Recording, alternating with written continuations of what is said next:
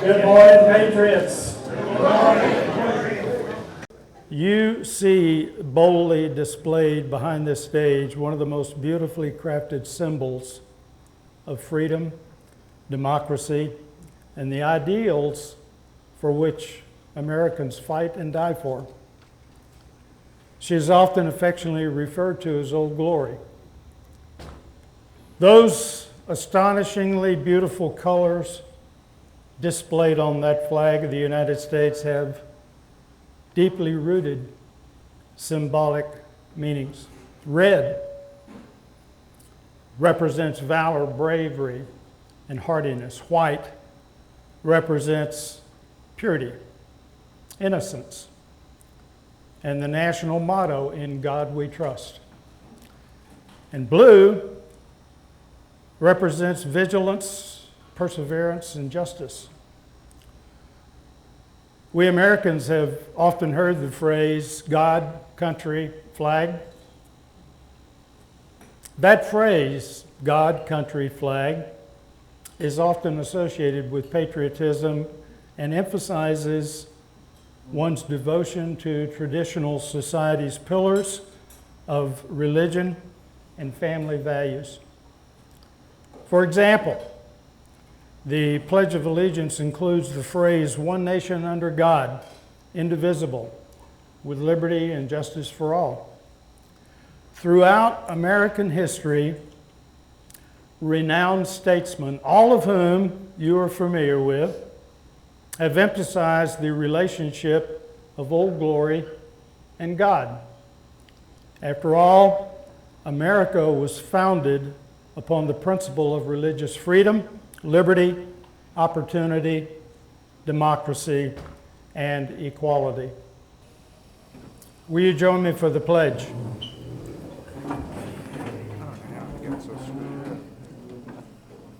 I pledge allegiance to the flag of the United States of America and to the republic for which it stands, one nation under God, indivisible, with liberty and justice for all. Thank you.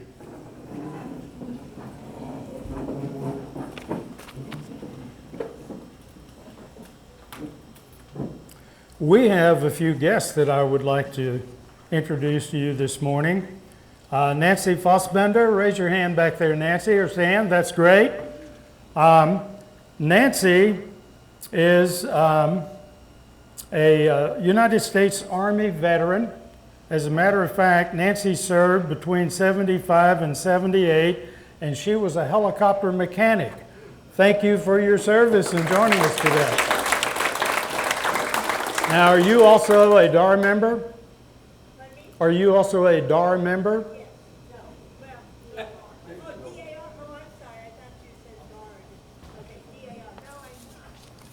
Do you know who you're hanging with over there? All right. They are at that. Michael Ryle, is that how you pronounce it? Real. Michael? I'm the real deal. You're the real deal. Stand up there a second.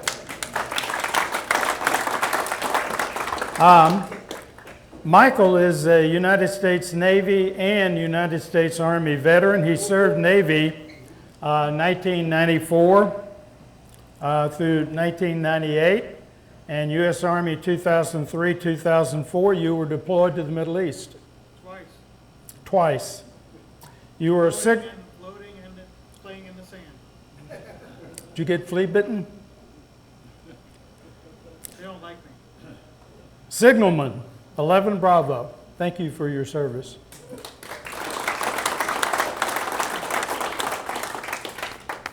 We're also glad to have Joe Rosier back with us. Joe, will you stand up 1 second, please?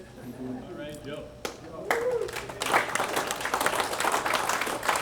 Joe is a retiree, a commissioned officer of the United States Marine Corps, but since his retirement, Joe has been very heavily involved with the Billy Graham Rapid Response Team. He has been deployed all over the world working with this wonderful organization. Joe just returned from Grenada. Let me give you a little insight about that visit he had there. The Billy Graham Rapid Response Team is continuing to minister to the people of Caraco, Granada after this Hurricane Beryl hit. Hurricane Beryl was a deadly and destructive Category 5 Atlantic hurricane that impacted parts of the Caribbean, the Yucatan Peninsula, and the Gulf Coast of the United States in late June and early July this year.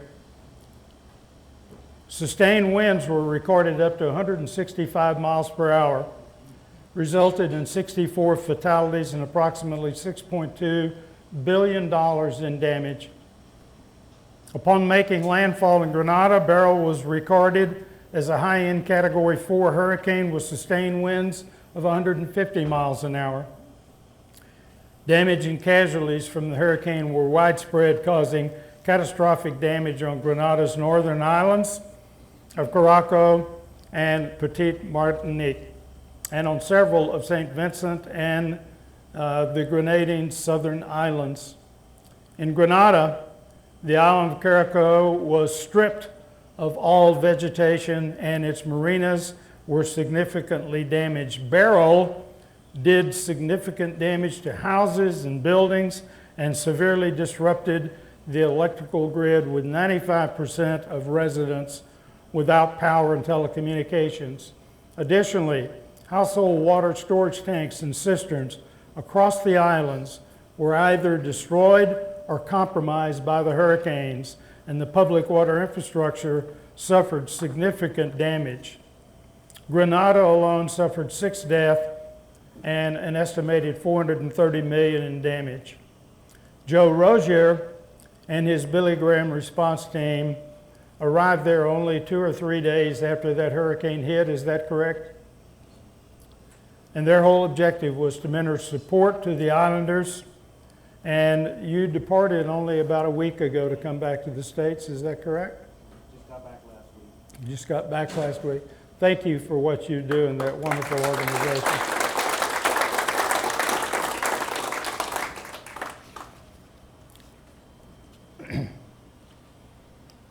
Do any of you guys remember the Concorde, the first supersonic passenger carrying commercial airplane?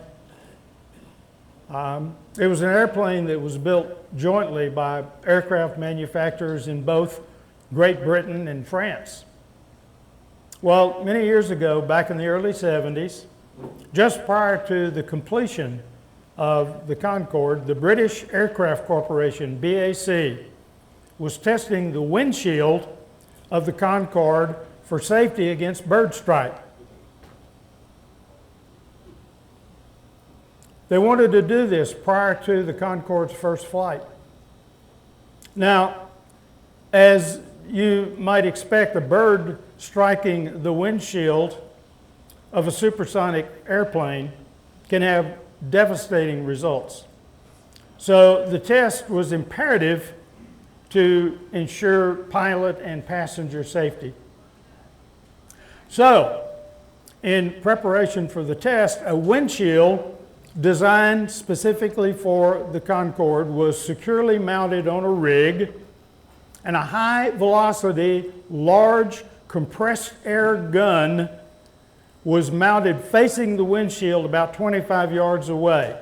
In effect, the compressed air gun would act like a single-shot firing range. Well, the gun was loaded with a chicken. This is a true story. The gun was loaded with a chicken, and that chicken was purchased from a local grocer. And the windshield rig was positioned, and when everyone was safely out of the way, the air gun was fired, and the test proved to be quite successful. In fact, the Concorde's windshield held up in this simulation.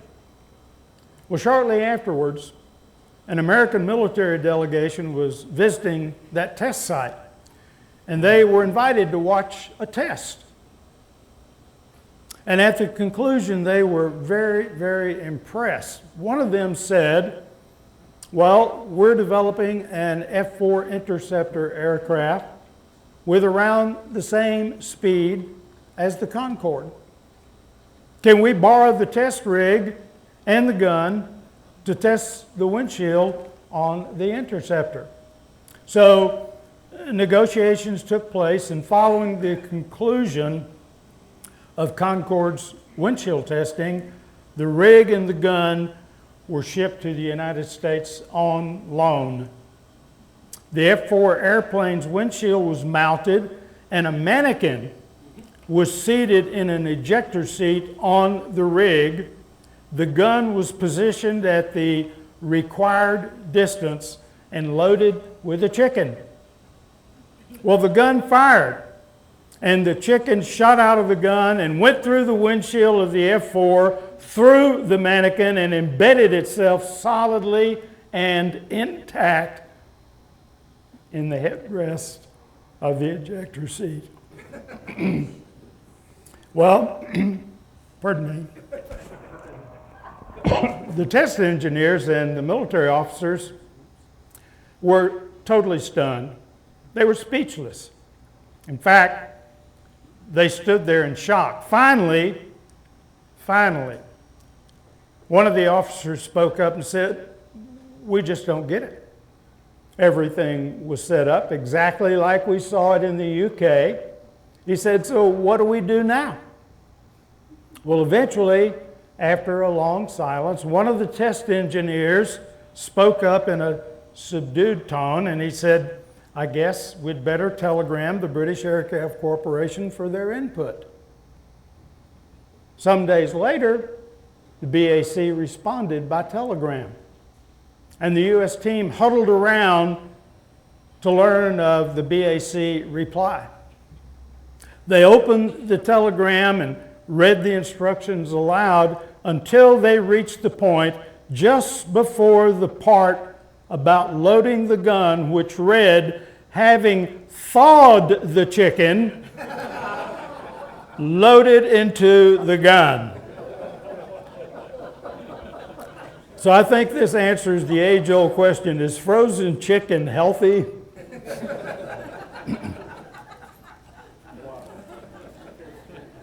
True story, though. That's a true story. It was called the chicken gun back in the 70s. You know, ever since the creation of the United States Armed Forces 2.5 centuries ago, there have been frequent inter-service rivalries between the branches of the military, and the conflicts have historically been about their jockeying for staffing and budget and power and influence. Same is true with corporate America. Multi-division corporations often see battle between the divisions for the same reasons. It's human nature. You build an empire and you fight tooth and nail to ensure its survival and influence within the corporation, regardless of circumstance. So this morning, I wish to share with you a little insight into military branch rivalry and what is currently transpiring in our armed forces. Probably one of the most heated tussles in the military surfaced towards the end of World War II when the United States Army learned that a reorganization was underway for creating a new branch of service, that being the United States Air Force. This meant that most of the aviation assets assembled by the Army over a 3-decade period, beginning with World War I, were most likely going to be handed over to a new branch of service. Think about this. During World War I, the United States Army Air Service used airplanes primarily for reconnaissance, with planes flying behind enemy lines to track troop movement and to map terrain. Army Air Service's planes were also used to drop explosives on enemy forces and fire machine guns at ground targets in support of ground troops. The Army's Air Service was an important asset in battle during World War I. Then in 1918, just prior to the end of the war, President Woodrow Wilson established the Army Air Service as an independent but temporary branch of the War Department. In fact, by the end of World War I, in November 1918, the Army Air Service had become almost independent, with over 19,000 officers and 178,000 enlisted men. That's a sizable organization, almost 200,000 strong. That's only 12,000 personnel shy of today's United States Marine Corps and Marine Corps Reserve. So the Army Air Service was a substantial force by the end of World War I. Now, some of you may recall the name William Billy Mitchell. He was a highly decorated Army Air Service general officer who served in France during World War I. Well, by the conflict's end, Billy Mitchell commanded all American combat units in France. And following the war, Billy Mitchell was appointed as Deputy Director of the Air Service, and he began advocating for increased investment in air power. Mitchell was convinced that this would prove vital in future wars. He argued particularly for the ability of bombers to sink battleships, and he organized a series of bombing run tests against stationary ships designed to demonstrate the idea and prove its merit to senior military commanders. Billy Mitchell was on a hell-bent campaign for an independent Air Force that would be equal to the Army and the United States Navy. No better time than the present. The country had just won a war. The Army Air Service contributed substantially to defeat the enemy. But as a result of his heavy campaigning, Billy Mitchell stepped on a lot of powerful toes in the military hierarchy, and he antagonized many high-ranking leaders of the Army and Navy with his arguments and his criticism, particularly his criticism of the United States Navy's leadership regarding a number of deadly aviation accidents. Later that year, 1925, General Mitchell was charged with 8 counts of insubordination and was court-martialed for insubordinate acts after accusing Army and Navy leaders of an almost treasonable administration of the national defense for their prioritizing the investment in battleships rather than air power. The military court consisted of 13 senior Army officers. None on the court had any aviation experience, and 3 were removed by the defense for bias. The court found Mitchell guilty of insubordination, and General Mitchell was reduced in rank to colonel and suspended for 5 years without pay. He resigned from the service shortly afterwards, but he continued to advocate for air power. Major General Douglas MacArthur, later to become 5-star General of the Army, was one of the 13 judges. He was the youngest on the panel. Following the court-martial, MacArthur said that the order to serve on the court was, quote, one of the most distasteful orders I have ever received, unquote. MacArthur had submitted a ballot of not guilty in the court-martial of Billy Mitchell. So the question remains to this day. Was Mitchell's court-martial political retribution for his outspokenness? That's anyone's guess. Could alternative disciplinary action have been administered? Quite probably. Did his outspokenness and criticisms ultimately influence the birth of a new branch of service? Absolutely. Apparently someone was listening. So, was Billy Mitchell court-martialed for being right? Can't answer that question.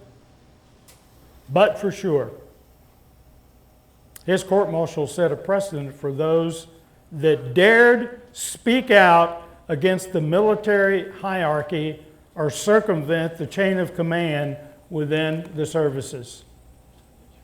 It's interesting to note that General William Billy Mitchell is sometimes referred to as the father of the United States Air Force. Through his true contribution to its creation may be disputed, most likely by those that he chastised and their subordinates. Billy Mitchell died in 1936. After his death, President Franklin Roosevelt elevated Billy Mitchell from colonel to the rank of Major General on the retired officers list. Additionally, in 1941, the B-25 twin-engine medium bomber built by North American Aviation was named the B-25 Mitchell in recognition of Major General Mitchell's efforts to build up the military air capabilities of the United States. And in 1946, Congress posthumously awarded Mitchell a special Congressional Medal of Honor in recognition for his outstanding pioneer service and foresight in the field of American military aviation. He certainly left a legacy that will long be remembered. Now, Billy Mitchell's followers, including future aviation leaders General Hap Arnold and Army Air Force's General Carl Spaatz, believed that the country simply wasn't ready for an independent Air Force during those interwar years.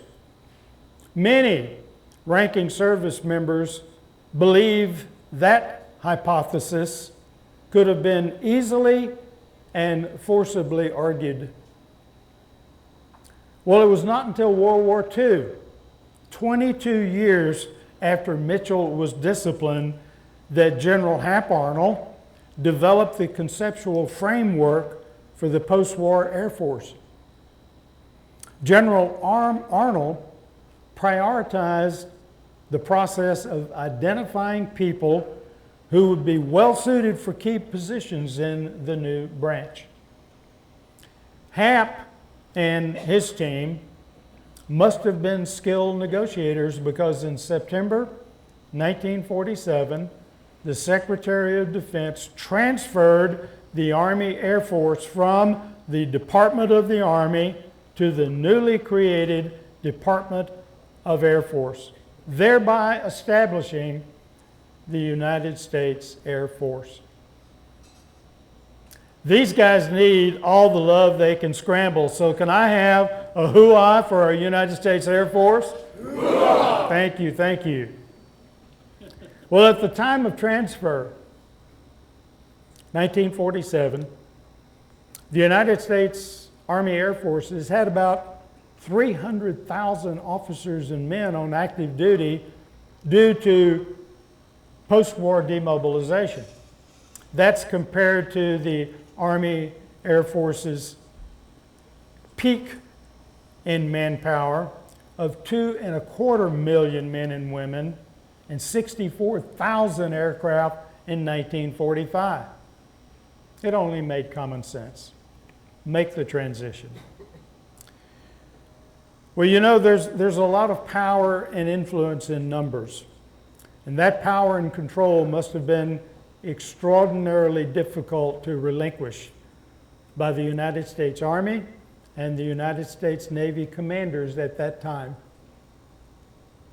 Now, can you imagine the smoke that was seeping out from under those conference room doors while that proposed transfer of power to the new Department of Service was being debated?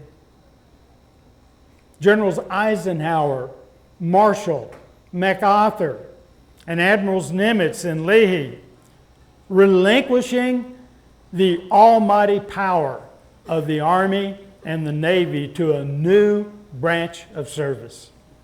I don't know, but I would guess there were a lot of egos that surfaced at those conferences.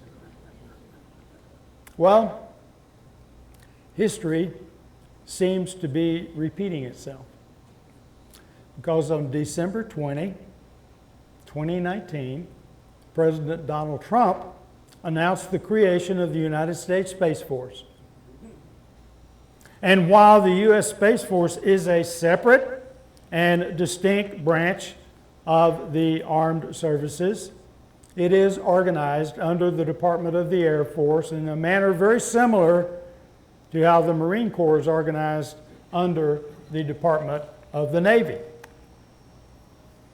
Now, space exploration has been one of the United States Air Force and United States Navy's domains for decades. When the Soviet Union launched the first artificial satellite, Sputnik 1, the United States responded by launching its first satellite on 31 January 1958. That was Explorer 1. And by the way, the United States Army lays claim to have led the United States into space because the Army is the branch that launched Explorer 1, our nation's first satellite. Had to get that jab in there. Then later, 1958, President Eisenhower signed the National Aeronautics and Space Act, which created NASA. And it was created to consolidate space exploration activities into a government agency. NASA, along with the U.S. Air Force and the Navy, utilizing their astronauts and scientists, have been responsible for many scientific and technological achievements ever since. Well, would you believe that the United States Army and the United States Navy still have their finger in the space pie? And they desperately want to keep those fingers there. The fight for control of space is brewing big time. Not the space competition with China, but between the Space Force and the Army and the Navy. So here we go again. Same old song and dance as in 1947 with the Air Force. Now, what I'm about to explain regarding current battles within the service is speculative, and I want to repeat that, speculative on my part. But I believe my speculation is justified based upon some facts that I'll share with you. Over the last several months, Space Force officials have been negotiating with their Army and Navy counterparts over what missions and personnel will transfer into the Space Force. This negotiation is happening 4.5 years after the Space Force was organized. Don't you think that's a bit delayed? To date, no agreements have been signed on what satellites or military units will transfer over, although handshake deals and draft plans indicate that some progress is being made. On the Navy's end, it was announced 3 months ago, in April 2024, that the Navy would transfer 13 satellites, including its 5 mobile user objective system communication satellites. Not to Space Force, but to the United States Army Space Command. A combatant command which would allow the Navy to retain a role in their operation. Spit in your eye, Space Force. Now, as to personnel transfers, the Navy states that it has agreed on a handshake, but the Navy is still working on those details. In other words, we are not anxious to relinquish power to any other branch of service. In public, Navy brass states all of the services need to help grow the Space Force. They state that there's always going to be a little bit of friction, but the Navy just hasn't experienced much with respect to that transformation. That's a public statement. Wonder what is said in private circles. But within the Army, the reaction has been a lot different. The Army's official communications about space have largely been about its own capability growth and the importance of retaining an organic space capability within the Army, including in an area that will likely become an important part of the Space Force portfolio as well, that being low Earth orbit.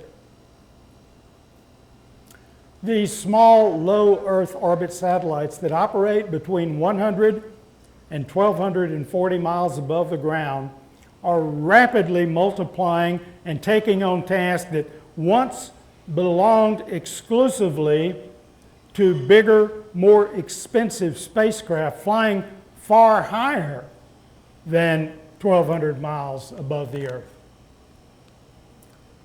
The low Earth orbit satellite missions include ground communications, countering electronic warfare, and spotting missile launches. In fact, the Army is developing its own low Earth orbit imagery microsatellite called Kestrel-I. Recently, the Army stated that the Army and Space Force largely agree on what should transfer over to the Space Force, but planning and analysis continues and no final decisions have been made. In other words, it seems not everyone in the Army hierarchy is on board with the transfer of assets. One might assume that Army leaders fear that if Space Force gets exclusive control of orbital assets, the Army won't get the capabilities or budget it deems necessary. So, what the Army is saying is, let's not build satellites that do everything for everybody. Let's come up with a space architecture. And then let the Army pop up its little low Earth orbit cube satellites. Now, it's quite apparent that the competition for influence and ownership of a space mission is heating up quickly. After the Space Force was established 4.5 years ago, that was to be expected somewhat. But one would think that the overwhelming majority of issues that are relevant to the transition would have been worked out well in advance of its announcement. For example, last summer, 2023, Space Force had just announced it had graduated its first class of service members trained in orbital warfare. But at the same time, the Army expanded the role of its Space and Mission Defense Command to serve as the Army Component Command to not only U.S. Strategic Command, but also to U.S. Space Command. Now, if you're unfamiliar with the command, it's called the Army Space and Missile Defense Command, created back in 1997. Just this month, August 2024, this Army Command has sent a proposal up the chain to establish a space-dedicated military occupational specialty for non-commissioned officers. It's interesting to note that the Army Space and Missile Defense Command put together a new space vision just last year, end of 2023. And that space vision supposedly strengthens the Army's role in space and its use of space-based capabilities. The Army's command's senior leaders state that the Army has a place in space, and we need to continue leading the charge by giving ourselves every opportunity to become the experts we will turn to during the next conflict. The command further stated that it's also clear that our Army is missing a major piece of the puzzle when it comes to space operations. And that is where establishing an Army-focused military occupational specialty comes into play. So, this proposal to create the military occupational specialty was submitted 6 weeks ago to the Army G1. That is the branch in charge of personnel. And once proposed staffing is complete, the decision will go to Army senior leaders. And if they're given a green light, the new Army occupational specialty would be implemented in very short order. Soldiers assigned to the new job would be designated as MOS 40 Delta, Space Soldiers. I suppose the name is a spinoff of the Space Force Space Guardians. So, the Army's Space and Missile Defense Command is now busy implementing the Army's new space vision. You know, prior to the establishment of the Space Force in 2019, the Army's space-related missions included satellite communications, intelligence, surveillance and reconnaissance, and missile warning. All of those roles were transferred to the Space Force over the last several years. But the Army's new space vision carves out new mission areas. Pardon me one moment.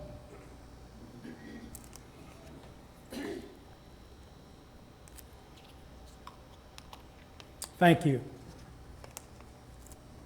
So the Army's new mission carves out new mission areas, such as integrating joint space capabilities and interdicting or disrupting adversaries. This initiative is part of a broader effort to establish an Army space branch, which, quite frankly, has gained a lot of new momentum. It had previously slowed down when the Space Force was announced. Now it's on a rapid movement towards authorization. The Army has stressed the need to create and exploit space domain effects. Those things that can impact space systems and the services they provide our warfighters.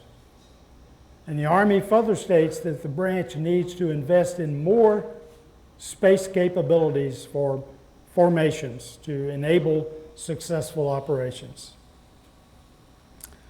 So folks, how this is going to work out is yet to be determined. However, I will tell you this. With the formations that are currently being put in place in the United States Army, with their strike effects group, with their multi-domain task force that are currently in place, and with the new Army vision relevant to space, I think this is going to be a major threat to the advancement and support, budgetary and manpower, for the United States Space Force. Do you recall the old adage, don't ask for permission, ask for forgiveness? Well, it's quite evident that since World War I, there's been a growing overlap in assets of the armed services branches. I don't know if that trend will ever cease. Unquestionably, the creation of the Space Force is what is driving each of the branches of service to better define their roles and missions in space, because they're seriously concerned about losing missions and the associated funding and the personnel to the Space Force. Similar to what happened during the creation of the United States Air Force in 1947. When the Air Force broke off from the Army in 1947, the Army maintained its own capabilities, specifically in air. And in some cases, these are redundant assets. Same is true with the Navy. So, in summary, I believe the net of this dilemma is that the Department of Defense would be wise to ensure that redundancy of missions, manpower, and physical assets within the services are minimized and do not negatively impact the extraordinarily important role of the Space Force and its charter. Space is the new frontier. And it poses many opportunities as well as many, many challenges, specifically when it comes to national defense. I can only hope that the allocation of assets for this nation's defensive space is not premised on bartering amongst the branches of service for influence, power, and budget. We'll see how this shakes out over the course of the next few years, but in the interim, can I have a hoo-ah for the United States Space Force and our Space Guardians? Hoo-ah! Thank you. May I see the hands of those who completed airborne training and earned their jump wings? How many have we got? 1, 2, 3? We need to give these guys a hoo-ah. How about it? Hoo-ah! Would you believe that today, 16 August, is National Airborne Day? Observed on this date every year, and it celebrates the accomplishments of airborne tradition. Most of you are familiar with the Army's Golden Knights parachute team. Golden Knights are among the best known American paratrooper organizations conducting exhibition skydiving jumps across the nation, and they do an outstanding job in representing the Army and airborne forces. The United States Air Force Wings of Blue parachute team and the United States Navy's Leapfrogs parachute team, and the Paracommandos parachute team, consisting of members from all branches of service, are also excellent para-ambassadors for the United States services. So on August 16, the accomplishments of combat paratroopers, to include airborne rangers and multi-branch special services parachutists, are noted across more than 7 decades of service, including the Iraq War in 2003. National Airborne Day is designated to honor the U.S. Airborne Forces and the first parachute jump of 48 volunteer members of the United States Army Parachute Test Platoon on August 16, 1940. 84 years ago, August 16, while World War II was raging, but before the United States had entered the war, a platoon of U.S. soldiers completed 4 days of intense parachute jumps in a test that led to the creation of the Army's elite paratrooper units, to be known as airborne. The Army's parachute team platoon began the first series of test jumps that ran from August 13 through August 16, 1940. And soon thereafter, the United States Army airborne units were formed. The use of parachutes was an innovative method of warfare during World War II. It gave the Allies an opportunity to deploy troops behind enemy lines. And being able to drop paratroopers into combat affords a relatively quick way to get a tough fighting force right in over the enemy's head, landing in his backyard, and there to wreak immediate havoc. No other capability resides like that in our entire military. That ability to very quickly get forward a friendly line of departure and into enemy territory, and immediately have that shock and awe perspective on enemy forces. The effect is almost like dropping a cat in a dog kennel. Well, in November of 1943, the U.S. Army conducted the first combat parachute jump. The soldiers of the 2nd Battalion, 509th Parachute Infantry, made a total of 93 combat jumps. Soldiers from the 509th and soldiers from other units ultimately formed the legendary 11th, 13th, 17th, 82nd, and 101st Airborne Divisions that participated in many fights during World War II.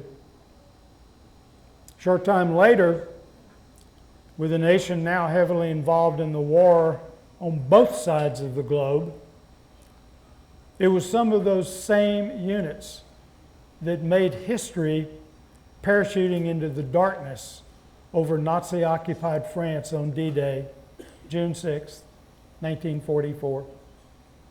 They seized key terrain and disrupted communications ahead of the massive Allied amphibious landings that began hours later on the Normandy coast.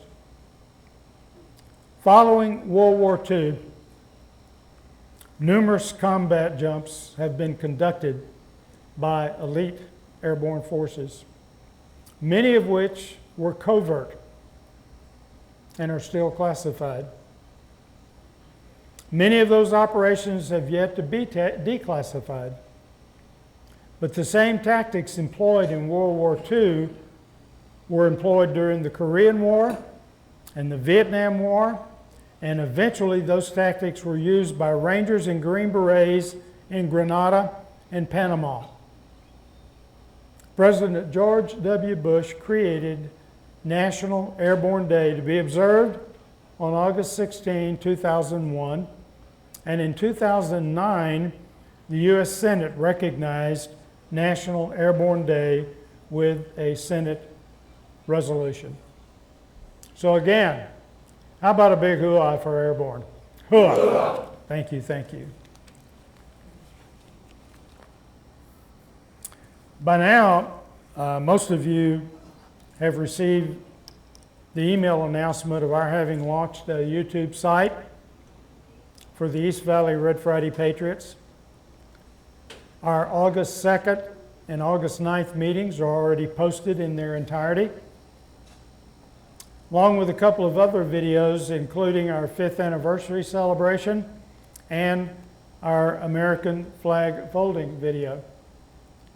So we encourage you to visit the site, click on subscribe, check it out. And please, share that link with friends and relatives. I believe it is an excellent tool for outreach. And if you know some folks that are homebound, can't make it to our meetings, share the link. If you have a family member currently serving in the armed forces, share the link. Just out of curiosity, may I see the hands of those of you that have gone on and actually looked at this new site? Good, good, good. I'd like for the rest of you to check it out. I think you'll find it's an excellent tool. Also, just as a final reminder, please drop off those name badges at the greeting table when you leave the hall. And to our first-time guests that have joined us today, thank you for joining us. Really do appreciate your being here. Certainly hope that you guys will come back again and share in our camaraderie and our support for our American warriors. And to all of you, let's not discount the importance of our mission, and that is to remember everyone deployed. Have a wonderful weekend.